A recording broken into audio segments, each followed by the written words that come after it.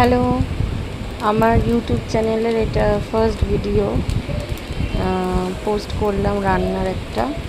এটা হচ্ছে আজকে আমি একটা চাউমিনের রেসিপি বানিয়েছিলাম ডিম দিয়ে, খুবই সিম্পল।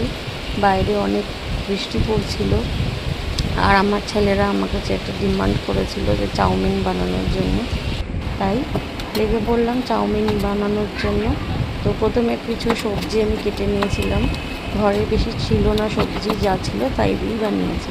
তো কিছুটা আলু, ক্যাপসিকাম, পেঁয়াজ আর টমেটো ভালো করে কেটে রেডি করে নিয়েছি। তোমাদের কার কার চাউমিন খেতে ভালো লাগে অবশ্যই কমেন্ট করে জানিও আমাকে।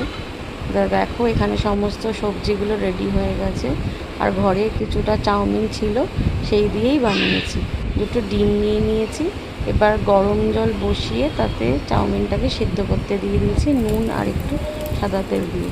তারপরে চাউমিনটাকে ঢেলে রেখে দুটো ডিম আমি ভুর্জি মতন বানিয়ে নিয়েছি।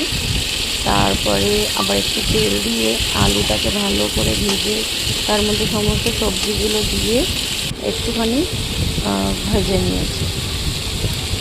তারপরে নুন চিনি একটু চেক করে নিয়ে চাউমিনটাকে ভালো করে মিক্স করে ডিম দিয়ে।